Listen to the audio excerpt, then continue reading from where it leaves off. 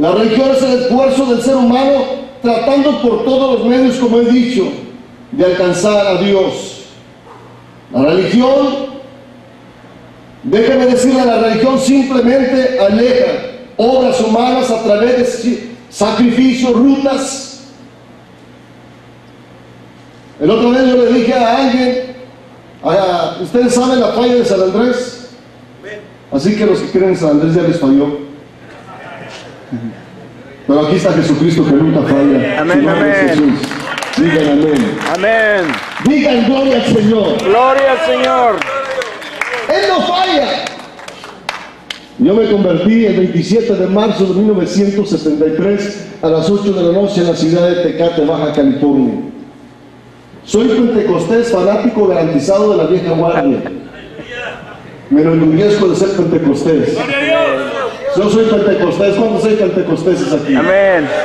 Gloria al Señor. Y somos pentecostés de la cabeza hasta los pies. 20 y tantos, 33 años en el Evangelio. Dios me llamó en el ministerio en el 74 y les puedo decir hasta este día que Jesucristo no falla, que Jesucristo nos mantiene fiel. Aun cuando nosotros somos infieles, Él permanece fiel. Amén, amén. He visto la gloria de Dios en todos los años, he visto su poder y su gracia, he visto cómo Dios nos ha levantado, he visto cómo ha salvado gente. Le puedo decir que Jesucristo nunca falla. Por eso amístate ahora con Dios y tendrás paz. Y por ello te vendrá bien. Regresemos a la gracia de Jesucristo. Regresemos a ese momento de sencillez de corazón. Regresemos a hacer un frente común con el pecado y la maldad. Oremos unos a otros. Este congreso es uno del primero que empieza, de muchos que van a ver. Y yo quiero decirles simplemente con este mensaje: hoy más que nunca nos tenemos que amistar con Dios. Si tú te amistas con Dios, te vas a amistar con tu papá, con tu mamá, Amén, amén. con tus hermanos. Mi papá fue un alcohólico. Nos dio una vida mala. Yo nunca supe lo que era un abrazo, un beso de papá, una palabra de aliento. Yo nunca supe lo que era un abrazo de papá. Mi papá era alcohólico. Y a mí era el que más me maltrataba mal. Un día entre mis hermanos planeamos cómo matarlo de la vida que nos daba. Nos íbamos a echar un disparejo a ver quién iba a tocar. El que le tocara, ese iba a poner el veneno en la comida, porque no lo aguantábamos a papá. Y pasaron muchos años de casados. Siempre quiso intervenir en nuestra vida de alguna manera, haciéndonos daño. Fue cruel, muy cruel. Y un día yo estaba comiendo en un restaurante. Mi papá estaba muy malo, estaba en un centro de rehabilitación, olvidado de todos. Nadie lo podía, mis hermanos, ver, porque todos tenían siempre el estar cerca es estar en la sombra de aquello que siempre nos seguía. Dios habló a mi espíritu y me dijo: José, ve con tu papá y pídele perdón. Dije: Señor, yo no puedo hacer eso. Es que hay tanto dolor en mi corazón que no puedo hacerlo. Me he dañado tanto. Me he dañado tanto. No puedo hacerlo. Tienes que hacerlo, ve. Dejé lo que estaba haciendo de comer y fui. Lo miré cansado, lo miré fracasado, con mal de Parkinson. Allí estaba papá. Sus padres no le dieron un abrazo, no le dieron, y allí estaba, y se pasó a nosotros. El Señor me dijo: José, es tiempo de perdonar y dejar los rencores a un lado. Fui con mi papá y yo no podía acercarme a él. Despedía el odio, despedía todo lo malo, papá. Y ese día yo lo pude abrazar y le dije: papá, perdóname por todo el odio y el rencor que sembró en mi corazón. Y ahí abracé a mi papá por primera vez. Y él me abrazó y empezó a llorar. Le dije: papá, desde este día yo me hago cargo de usted.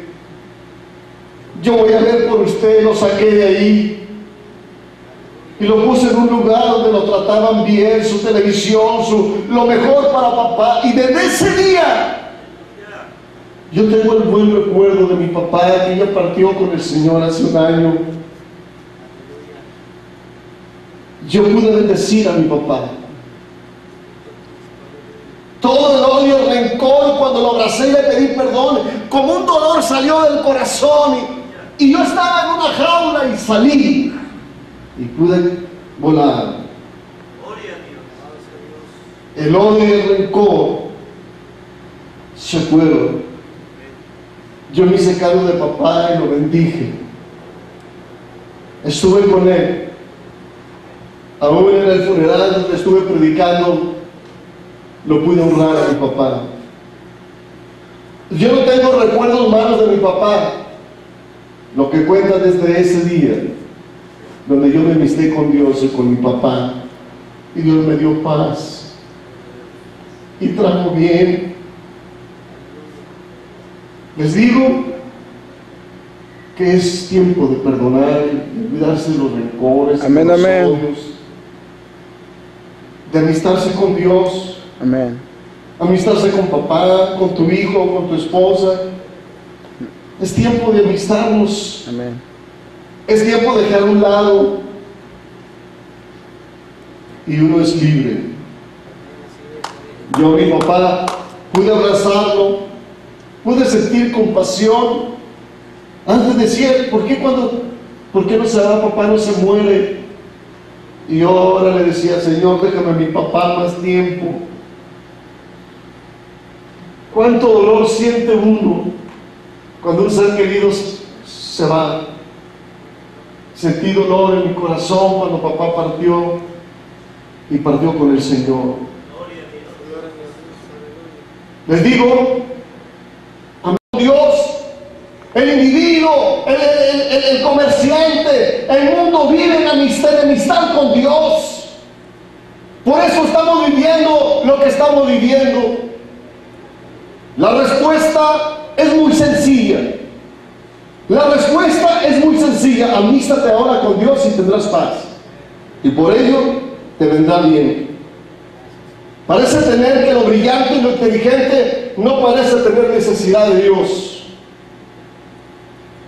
Tratamos o trata el hombre de llenar ese vacío en otras cosas de la vida. El significado de la vida no está en la vida. El significado de la vida, de nuestra vida, no está en las cosas de esta vida.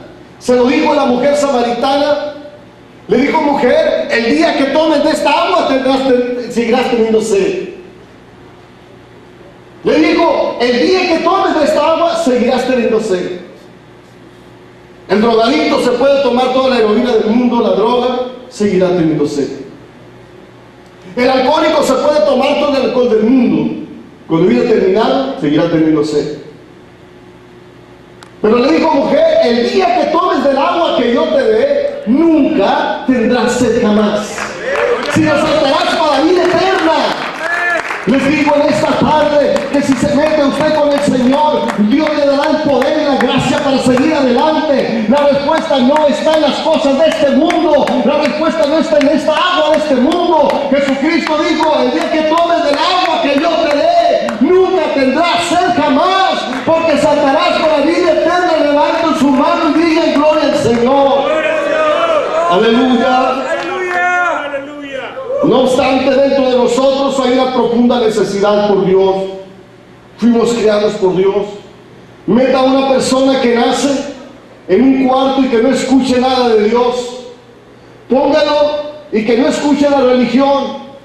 Escóndalo y crecerá sin tener conocimiento de Dios. Y después, cuando lo presente ante la gente, dentro de su corazón sentirá que hay algo que necesita, que hay un ser poderoso, que hay un ser sublime, que aunque no se lo han presentado, sabe dentro que lo hay. Los aztecas lo sabían. De algún modo ponían dioses porque sabían que era un Dios, que había un Dios